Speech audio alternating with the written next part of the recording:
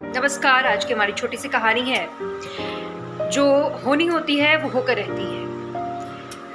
हर व्यक्ति विशेष के जीवन में कुछ ऐसी घटनाएं होती हैं जो घट के रहती है, उससे आप टाल नहीं सकते। आप कितने भी अच्छे कर्म कर लीजिए, पूजा कर लीजिए, अनुष्ठान कर लीजिए, धार्मिक रीति रिवाजों का अनुसरण कर लीजिए, लेकिन कुछ ऐसी घटनाएं आपके जीवन में पहले से ऐसे संदर्भित होती है कि उसे घटना होता है और वो घटकर ही रहती है। इसीलिए कहा गया है कि जो होनी होती है वो होकर रहती है। देखिएगा, एक छोटी सी कहानी जो अब मैं शुरू करने जा रही हूँ। आज की कहानी हमारी है, पिता और पुत्र के बीच में संवाद चल रहा था।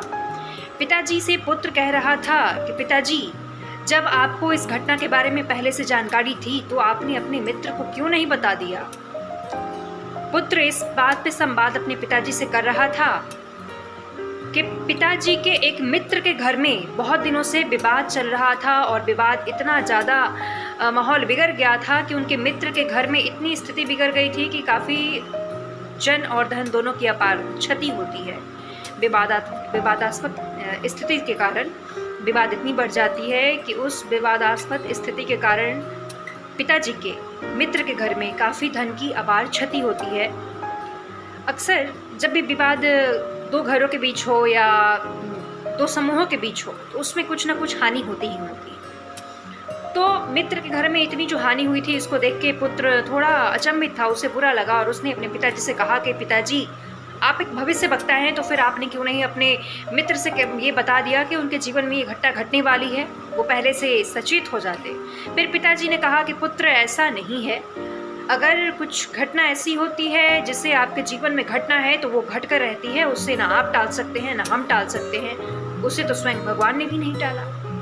आप देख सकते हैं जितने भी हमारे धार्मिक ग्रंथ है, जितनी भी हमारी धार्मिक आप कथाएं सुनोगे, उसमें आप पाओगे कि जो भगवान थे उन्हें तो पहले से सब कुछ पता था। भगवान राम को पता था ये बात कि रावण को उनके हाथ उसका वध किया जाना है, उसे मरना उन्हीं के हाथों से है, ये सुनिश्चित था। ये बात राम भगवान को अच्छे से पता थी, लेकिन जितनी घटनाएं घटी उसे घटनी थी। तो भगवान भी इस बात को जानते थे, लेकिन फिर भी भगवान जितनी जो घटना थी उसमें वो सम्मिलित थे। एक बड़ी सी घटना घटी उसे मारने के लिए और सारी घटना में भगवान सम्मिलित थे। तो ये पिताजी बताते हैं पुत्र से, उदाहरण देते हुए समझाते हैं, लेकिन पुत्र हट कर बैठता है और पुत्र समझने को तैयार नहीं होता है। पुत्र कहता है, आप क्या पुरानी बातों में लगे हैं, अब वो समय नहीं रहा। पिताजी, आप माने या ना माने मेरी राय, लेकिन आपको अगर अभी कुछ ऐसी घटना अगर आपको लगता है कि उनके जीवन में कुछ ऐसा होना है तो आप उन्हें जाकर अवश्य बता दें।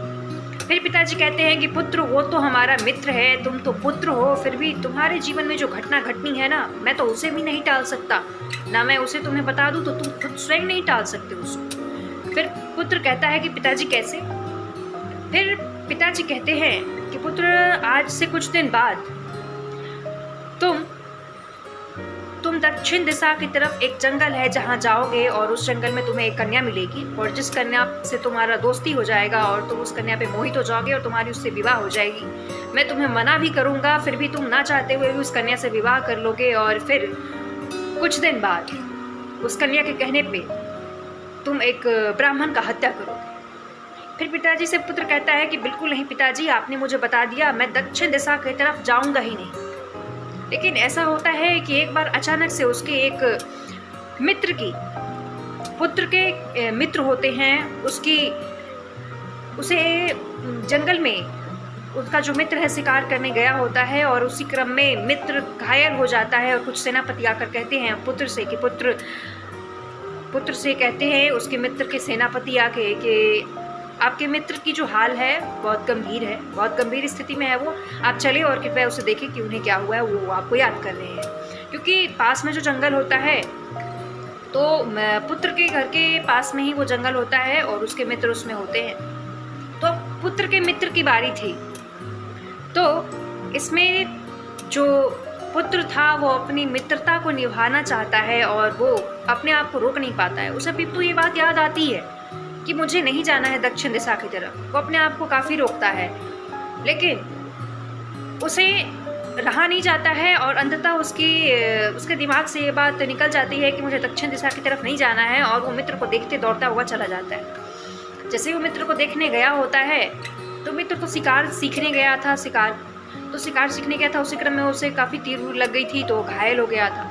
अब मित्र को बचाने जाता है और मित्र को तो बचा लेता है वो, लेकिन उसी जंगल के रास्ते से वो घर की तरफ जैसे ही वापस लौट रहा था पुत्र, उसी रास्ते में उसे एक कन्या मिलती है। कन्या बहुत सुंदर होती है। उस कन्या को देखता है, उस कन्या से उसकी दोस्ती हो जाती है। उस कन्या पे वो आप कह सकते हैं कि मोहित हो जाता है और वो सोचता है कि पिताजी ने कहा था कि मुझे कन्या मिलेगी, मैं दक्षिण दिशा की तरफ जाऊंगा और फिर इस कन्या से मैं शादी कर लूँगा, फिर उसके बाद एक ब्रह्म हत्या की मुझ पर आरोप लगेगी, मैं उसका, ये उसके दिमाग में आ जाता है ये बात कि पिताजी ने मुझे ये सब बातें बताई थी।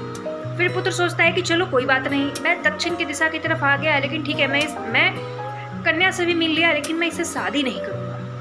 हाँ, मैं इससे शादी नहीं करूँगा। लेकिन पुत्र ये सोच तो लेता है, लेकिन जैसे ही पुत्र उस कन्या को अपने घर लेकर जाता है, पिताजी तो मुस्कुरा रहे थे, उन्हें तो पता था सारे घटना के बारे में।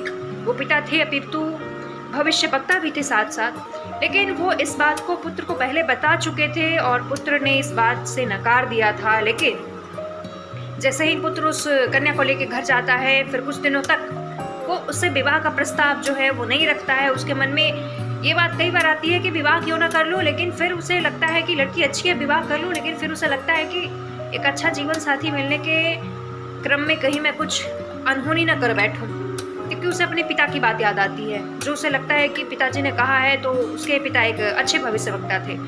उसे लगता है कि सही होगी जानकारी ये, और पिताजी ने जो कहा वैसे वैसे तो मेरे साथ भी घटना घट रही है, अगर मैंने इसे शादी कर लिया तो ये अनहोनी हो ही जाएगी। देखिए होता क्या है आगे कहानी में कि ना चाहते हुए भी वो चाहता है, पुत्र चाहता है कि मैं इस कन्या से शादी ना करूं, लेकिन अंततः शादी कर लेता है।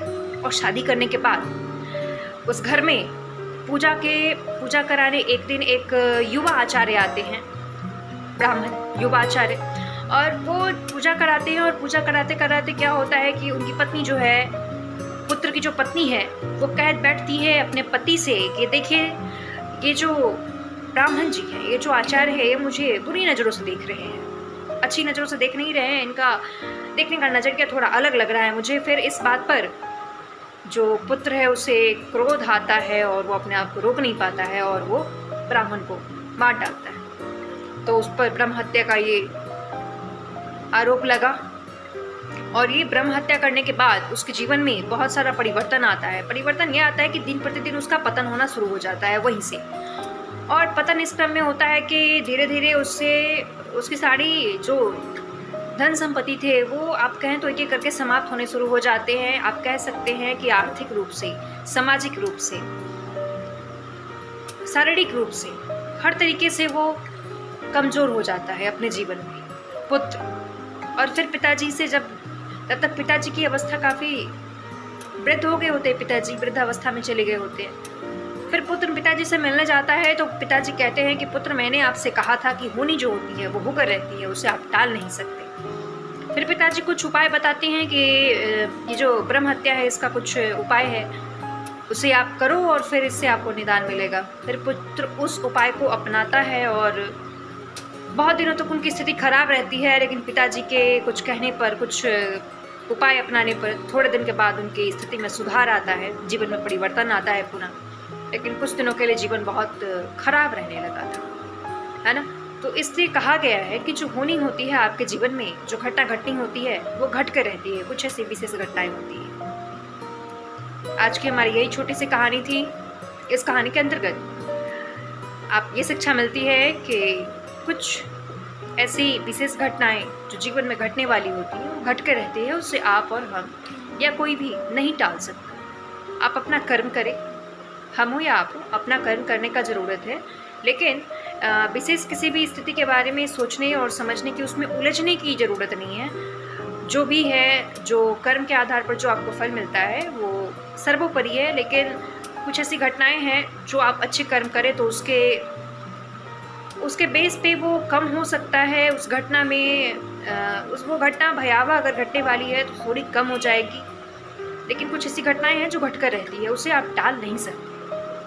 और संभवतः वो घटना इसीलिए घटती है ताकि कुछ आपको सीख दे सके, कुछ अच्छा परिवर्तन आपके जीवन में ला सके।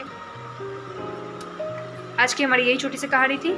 कहानी का सीख था कैसा लगा आपको ये कहानी? अगर अच्छा लगा तो आई होप हमारी वीडियो को लाइक करें, चैनल को सब्सक्राइब करिए और वीडियो को शेयर करें। जी, थैंक यू, धन्यवाद, थैंक यू सो मच।